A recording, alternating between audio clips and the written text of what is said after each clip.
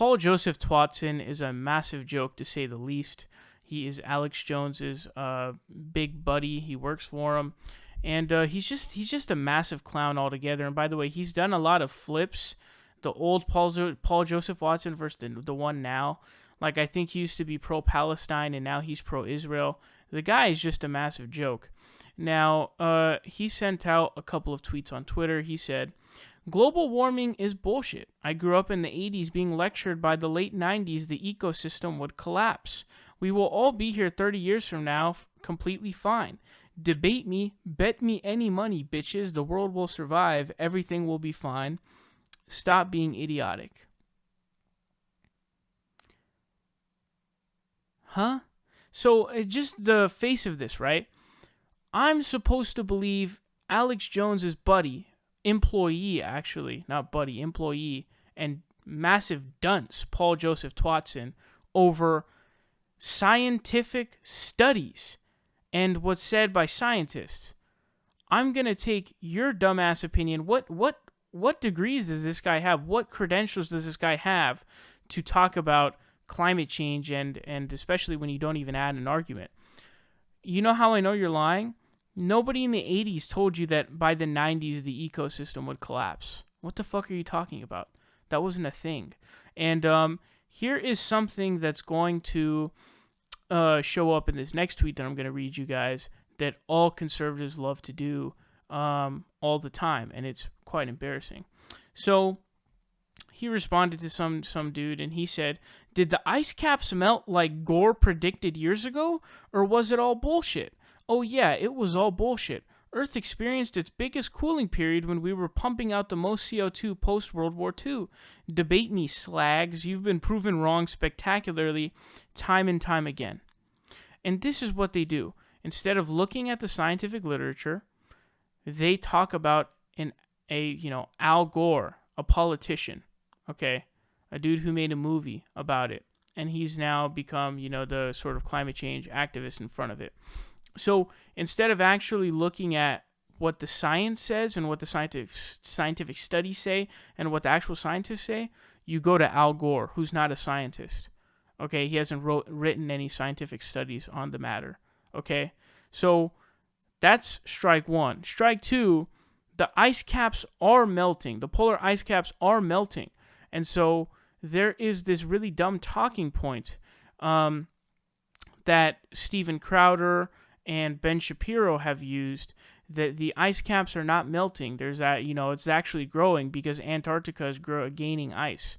But as you're going to see Potholer explain here, there's a piece of information they're missing when they say that. The ice sheets are melting. Truth. The Antarctic ice sheets are actually growing by billions of tons per year. Yes, that's according to a study by NASA. It says Antarctic ice is growing by 82 billion tons a year. And of course, researchers have a very good idea as to why that's happening. But of course, there are two major ice sheets on Earth. One is Antarctica, the other is Greenland. So now, let's hear the figure for Greenland. According to the new analysis of satellite data, the Antarctic ice sheet showed a net gain of 112 billion tons of ice per year from 1992 to 2001. Actually, the most recent figure is 82 billion tons a year, which you'll mention in a minute. But now give us the figure for the Earth's other ice sheet on Greenland, so we can work out the net figure and see whether the myth is true or not. So where does the myth come from that the ice sheets are melting? The net gain being the key words, slowed down to only 82 billion tons of Greenland, Steve, you still haven't given us the figure for Greenland. I know what you're thinking. Okay, numbers are relative. No, and billions, I'm thinking, why do you like only give us the figure for one ice sheet that happens to fit your narrative that ice sheets aren't melting, but you won't give us the figure for the other ice sheet? So I'll do it myself.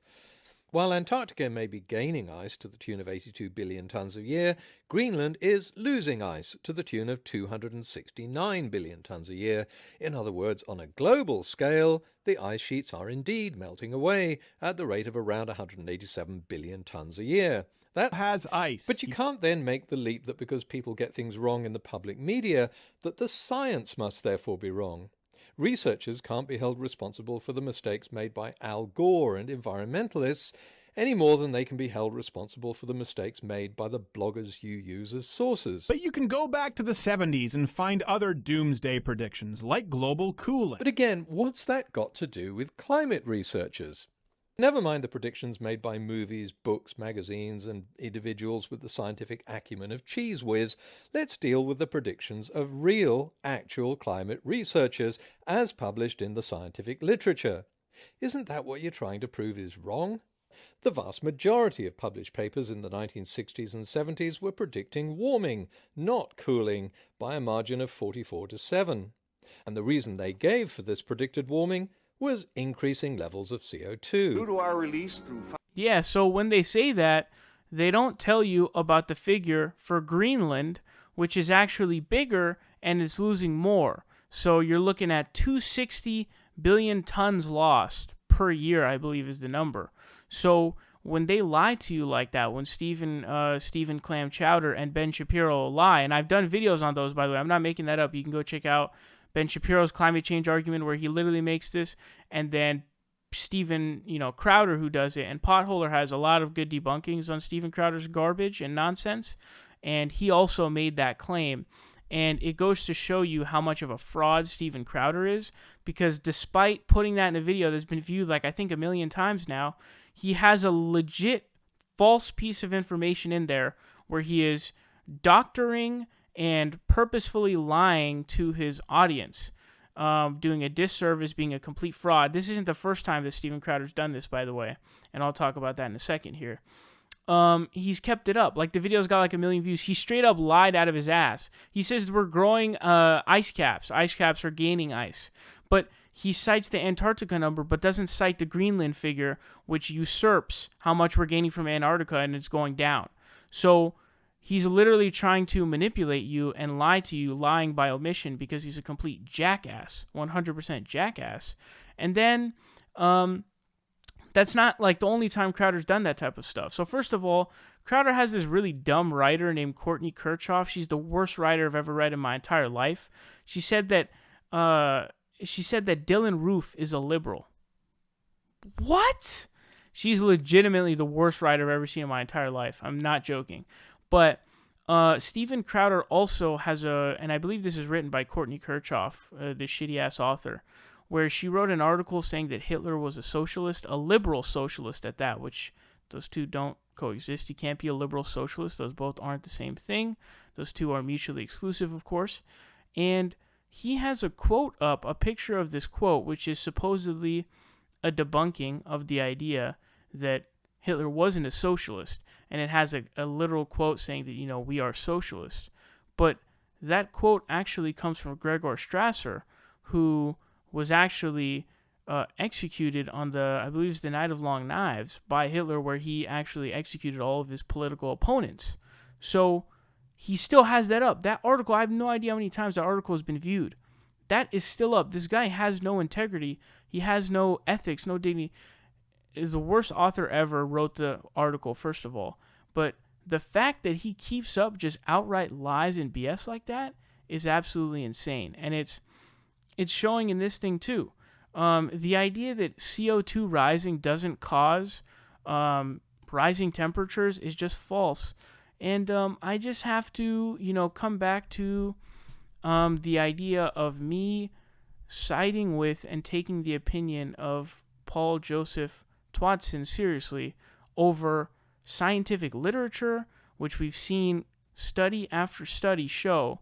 And I think the most recent one had at like 99% scientific study consensus. So basically how that works is it took all of the studies, and it took all the studies on climate change. It looked at all of the ones that express an opinion on whether or not climate change is man-made. And it turns out, I believe the most recent study had it at over 99% of those scientific studies that express an opinion on whether or not climate change is man-made. 99% of those studies say, yes, it is man-made. So the idea that I'm going to side with him, PJW, over the scientific literature and science, the guy who works with Alex Jones, That's insanity. That's unbelievable. And anybody who actually believes that is unbelievably hilarious. This guy has like the gall to be like, debate me as if you're some serious person talking about science and climate change, you fucking joke. We know what's going to happen with climate change, okay? Serious problems are going to come up in 100 years. And we have short amount of time to stop effects that are going to be irreversible. So we have the studies that show that. The IPCC just dropped a study recently about that. So, and people act like 100 years is a long time when that's nothing, especially in the scope of just time in general. That's nothing. That's nothing at all. In like human history, that's literally nothing. It's microscopic. And it's not even that long. You're talking about like that being, technically less than 2 lifetimes. So that is absolutely insane. I don't know why these people are choosing to die on this hill, because a really good way to disqualify yourself from being taken seriously in the marketplace of ideas is to attempt to go against science and have an attempt at, trying to debunk science or take a stance like this. So when you take a stance like something like, saying climate change is not man-made, fuck the studies, fuck the scientists. Oh, and by the way, there's a point I want to make. I have made this before, but I want to make this again. The scientific, the consensus of the scientists' opinions themselves as scientists actually doesn't matter, because simply due to the fact that science isn't determined by consensus of scientist opinions on the topic. And so the problem with that becomes, it's not just like, you figure out what is scientifically true by polling all scientists and seeing what they say. That's not how that works. The way it works is you get a consensus, not of the scientist opinions themselves, but a consensus of the data. So you get a consensus of the studies themselves, because how you figure out scientific truths is through the scientific method. And you see and you aggregate all the results and see what the consensus of the scientific method is, the results of the scientific method. That's what you determine whether or not it's scientifically true. And in this case, like I said, it's like overwhelming 90+% of scientific studies that express an opinion on whether or not climate change is man-made say that yes, climate change is man-made, and it is not just something that's naturally happening. It is something that humans are contributing to due to rising carbon dioxide levels. It's very obvious, a lot of carbon dioxide usage. So this is utterly ridiculous. I thought this was hilariously stupid. And the idea of taking this guy seriously in the realm of climate change and science is, to say the least, rabidly stupid.